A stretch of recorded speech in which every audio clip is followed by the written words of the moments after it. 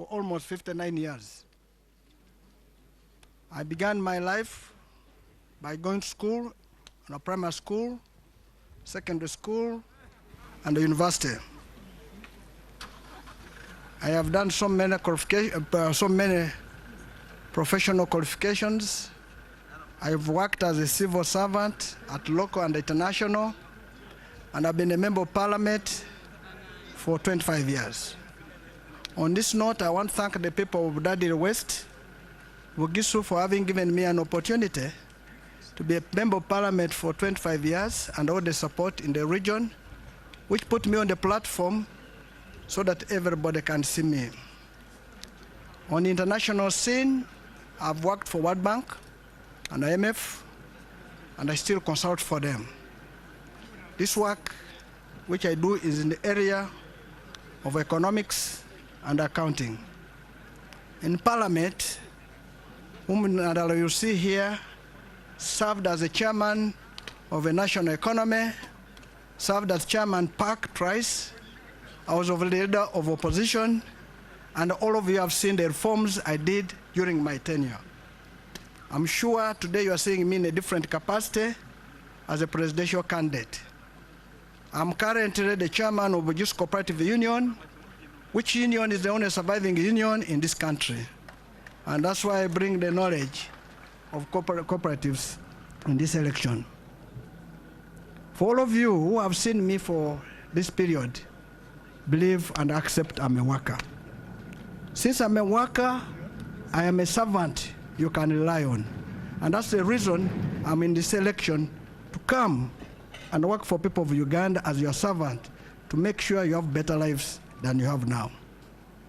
And that's why our slogan, fixing the economy, money in our pockets. The reason we want to fix the economy is that in 1986, our current president, President Museveni, came and said the problem was security. Now security is done. What is remaining? There's insecurity in our homes, in our new pockets. And the people are poor, whereby 84% of Ugandans live on 26%. In short, every 26 people are the ones, every one person, of 26 people are supporting 84. It means poverty in this country is high. I heard President Museveni talking about GDP. I heard him talking about poverty reduced in Uganda, but those are numbers which are disputable. Poverty is in how you see your life, how you manage your daily lives, how you live in your house. Are you meeting your basic needs? Are you able to take your children to school? Are you able to get medical? Are you able to transport yourself from one point to another? Are you having a roof over your head? Is your life okay? These are the issues why we come in this election. I want to thank my party, Forum for Democratic Change, for giving me an opportunity to carry their flag as a presidential candidate. And this I attribute it to my party leaders, my president, my brother, who is the current president of the party, POA, that's Patrick Amriat Oboy, my chairman, Jack Sabit, whom I've known from my younger days as a civil servant, and he has mentored me up to date, all my members of NEC, National Council, Delegates Conference, and the party members and the Uganda at large. This election which I come, I bring a new menu, which all of Ugandans should take. I don't come with hatred. I don't come with anger. I come to build bridges where there are no bridges. I come to repair bridges where are broken. 40 years down the road, President Museveni has done what he can. The remaining period, he can't do it. It needs a new blood to fix it. And I'm asking people of Uganda, this is an opportunity for you to allow new blood in Nandala Mafabi to fix this country for you. This country, our youth are suffering. Poverty is on increase with the youth. They tell the youth are taking marijuana. 1 p.m. He requested that he be allowed to report at 1 p.m. So we shall proceed to have the next aspirant at 1 p.m. We thank you. I think, Julius, can you, where's Julius? I think our guests, please be comfortable, keep around. I think you will be ushered into a place for refreshments, so that we want your presence to be meaningful to us. Thank you so much.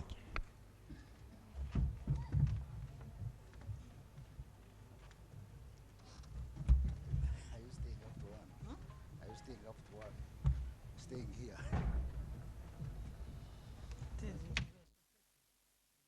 10% of the national budget so that we develop this country. As we develop the agriculture sector, we need to look at what the farmers produce. Do we have market? If there's no market, the government will make sure provides the market. We shall have stores, which you know them, silos, to keep our produce. Farmers suffer because they have a problem of what we call post-harvest. A man has a small house with his wife, his children. He produces 10 bags of maize. He has nowhere to keep them. I want to tell you that if you have a responsible government, this maize should have been kept by government and issued the farmer with what we call a warehouse receipt, which he can go anywhere and cash it anytime for the purpose of his life. I talk about coffee. I can tell you I am a child of a teacher, of teachers and farmers.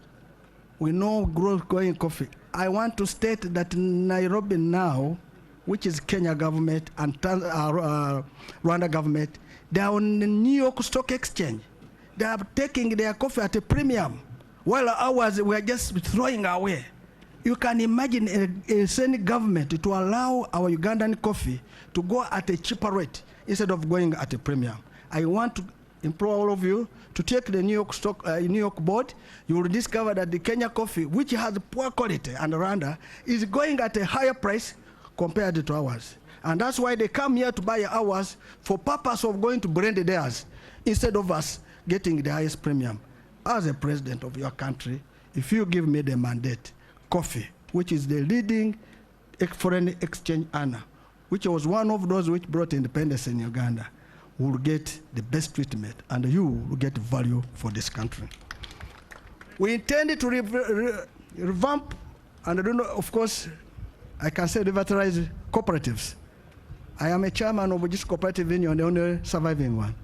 There is no country which can develop without cooperatives. Leave lip service of talking about cooperatives. You must have cooperatives which work. I want to tell you, I come with experience in the cooperative world. I will ensure cooperative societies work. And when a cooperative society works, it will ensure that the people of Uganda, who are those lower side people, will earn lives. And that's why I say, I come with experience to make sure that all original cooperative societies are revitalized, start functioning for purpose of helping our poor farmers to earn a living and put money in their pockets. This one is a sure deal because you are dealing with a person with experience. And I come with total experience in that area. Of course, all of you know this cooperative union, when we came, was dead, was on its knees. Now it's the growth of the region. And that's why you go to Bujusu, you're having people putting up iron sheets or tiles or buying cars, doing good life better to look after themselves. We intend to ensure that we have money at a village level. All of you know, we launched a manifesto, which is now being copied by some party members and some members of other parties, including the president of this country, because our manifesto was the first to be launched. It's the best manifesto, and I implore every Ugandan to read it. And one of the pillars there, of course, we talk about employment. We talk about strategic investment. We talk about human capital. We talk about special interest. All these are embedded, the 5 pillars, in our manifesto. I'll talk about a few in the summary so that you know what type of manifesto we have. In village level, we intend to have money at village level. Every village will have 100 million shillings every year. Every parish will have 100 million. Every sub-county will have, those are for the leaders, going up the district at 500 million. Somebody will ask, where will you get money for a village? Currently, this country is bleeding. Corruption and mismanagement totals 10 trillion shillings. We have 72,000 villages. If I give you 100 million, it means that is 7.2 trillion. So the interest which I'm going to do is to plug and ensure there is no corruption in this country. And I'll have 10 trillion to service the village levels. I can tell you villages, you are going to have money under my leadership. Others are saying they are going to do it again. They have been around for 40 years. They have not done it. In fact, President Museveni does not need to put a poster anywhere for 40 years because he has been around. If somebody can put a poster, then there must be a problem. If somebody can talk about going to fight corruption when you have had the power for 40 years, if somebody can talk about that he's going to change roads when he has been there for 40 years, if somebody can talk that he's going to give you money in his pockets, in your pockets when he has been here for 40 years and he has not done it, it shows that's a total failure. It's now time to give new blood who can implement this idea. Sports. We have said sports, every school will have sports fields, facilities. I heard President Museveni saying, no registering a school without a sports facility. Where has it been 40 years? Where? That clearly now copying and pasting. Now the person who can do it is Nandala Mafabi and his team. Every school will have sports facilities. I can speak without contradiction. If a Speaker of Parliament can build a stadium, what about government? I can assure you this is possible and can be done. Colleagues and countrymen, we have talked about having employment for our youth. The reason why we have unemployment is because we are, instead of putting money in productive sectors, we're putting in unproductive sectors. Our government will make sure money is put in productive sectors to generate jobs. The youth, I want to assure you, under my government, you are going to get jobs. And this is why we even start and said every graduate who is going to leave, the day on your graduation, you will go with 1 million shillings to go and start life. That shows it is possible. I have heard President Museveni saying that within now 2 years, he's going to provide them some money. What happened 40 years down the road? You never saw that graduates are suffering. It is important that you have a leader who will keep his word, who will move this country forward. I come here without any hatred, no hatred. We want to thank President Museveni has done what he could for 40 years. It's time for him to be a senior citizen, our advisor to us. Let him rest. We don't want him to die because of stress of work. Here are young men, now Nandala coming to do that for him. And I can tell you, I am the best candidate for this election. I'm calling people of Uganda to support me without fear or favor. I want you to support me. I am the best you have. This is the best menu you have. I ask all parties to support me. I ask NRM to support me. And I can tell you, nobody will be witch-hunted. No. We say thank you. And I repeat, we are going to build bridges where there are not, repair where there are no bridges.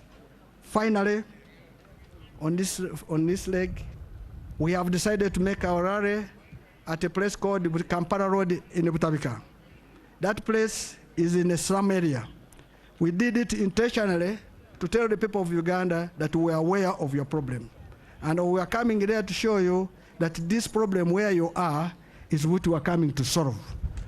It's not that we can also go to a better place like Nachivubo, but we are coming where that rally is to tell you that we are part of that problem and it's time to solve it. And that's why our rally is in Butabika, in a place where people are disadvantaged. And that's why I ask people, you say you want to protect our gains. You want to protect gains of poverty, you want to protect gains of people suffering, or what? The gains should not be for a few, it should be for the entire country. And nobody made an application to God to be born in Uganda. All of us found ourselves here. And that's why we say, I want you to go to a hospital, whether in Kisoro, or Koboko, or Zombo, get equal treatment. That's why we want all regional hospitals now to become referral hospitals instead of having one referral hospital. That's why I'm saying we don't want to do medical tourism where people go to South Africa, go to India, go to Dubai, go to America, to UK for treatment. And those who go are the members of parliament, ministers, or those who can catch the eye of a president. I want you to go to Mbale Hospital and get what you would get in India. I want you to go to a Royal Hospital to get what you would get in Turkey. And this is why we come in, that my grandmother in Zombo, my mother in Kavale, my father in Busia, when he cannot see the eye of a president, should go anywhere and get treatment than looking for favors from those in power. I plead and tell you that this is possible. I can assure the school will be made better and everybody will need education. And you can see Electoral Commission was checking my papers to confirm if I have gone to school. There are people who have not gone to school, not because they don't not like, but because they have not had capacity to do it. We need equal education. We need equal health. We need infrastructure which work for all of us. We need our elders to be taken care of. We need houses for civil servants like medical facilities. You'll call Mulago Hospital, where there's a building where used to be CMA. Those were quarters for junior doctors. I want to ask you a question. Supposing a mother is in Mulago Hospital, going to deliver, and now he must be having a cesarean, be operated on. Our doctor stays in Mukono, who is supposed to work. By the time he comes, will the woman be there? The woman will be dead. Those are things which we say misplacement of planning in this country. I have technical people whom I put ahead. I will respect all the workers, the civil servants, the teachers. There's no teacher who should not be paid equally, whether you did math, or you did chemistry, or you did physics, or you did English, you are the same. We need all these teachers. Mathematics is never taught in Lugisu or Uganda. Mathematics is taught in English. And that means you need a teacher of English so that you are able to understand the math in English. So why would you disadvantage a teacher of English? All these